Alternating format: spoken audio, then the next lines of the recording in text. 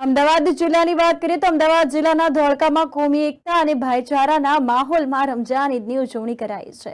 લોકોએ શિરખુરમાની લિજ્જત માણી। પવિત્ર રમજાન મહિનો પૂર્ણ થતા ગુરુવારે અમદાવાદ જિલ્લાના ધોળકા શહેરમાં મુસ્લિમ બિરાદરો દ્વારા ઈદ ઉલ ફિત્ર એટલે કે રમજાન ઈદની ભારે હર્ષોલ્લાસ સાથે ભવ્ય ઉજવણી કરવામાં આવી હતી।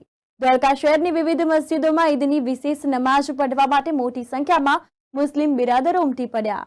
ઈદની નમાઝ બાદ દેશભરમાં અમન, સુખ, ચૈન અને ભાઈચારો જળવાય તે માટે ખાસ દુઆ માંગવામાં આવી હતી। ત્યારબાદ એકબીજાને ગળે ભેટીને મુબારક પાઠવવામાં આવી। હિન્દુ મુસ્લિમ લોકોએ એકબીજાને ઈદ મુબારક પાઠવતા ધોળકામાં કોમી એકતા અને ભાઈચારાનો માહોલ જોવા મળ્યો। લોકો એકબીજાના ઘરે ઈદ મુબારક પાઠવવા ગયા અને ઈદની ખાસ વાનગી એવા શિરખુરમાની લિજ્જત માણી હતી। દેશના રાષ્ટ્રપતિ દ્રૌપદી મુર્મુ અને વડાપ્રધાન નરેન્દ્ર મોદીએ પણ દેશવાસીઓને ઈદની શુભેચ્છા પાઠવી છે।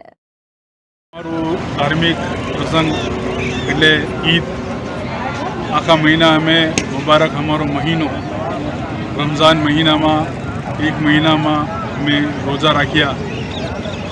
एक महीना रोज़ा पछी हमारा समग्र मुस्लिम समाज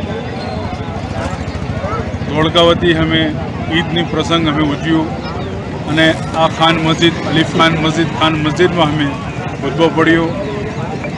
અમે ધોળકા મુસ્લિમ સમાજના બધા જ મુસ્લિમ સમાજે આજે ઈદના પ્રસંગે અલગ અલગ મસ્જિદોમાં અમે ઈદનો ખુતબો પડ્યો અને આ ખાન મસ્જિદમાં અમે હર વર્ષ ઈદનો ખુતબો પડીએ છીએ।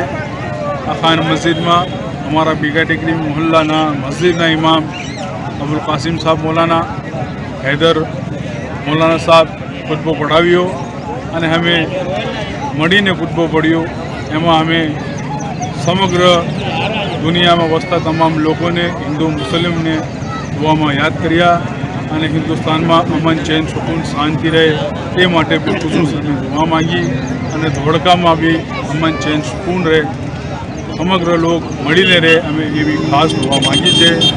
अल्लाह ताला ने दुआ है फरी एक बार कि तमाम हमें लोग हड़ी मळीने रहीए एवी दुआ हमें समग्र पाठवे छे।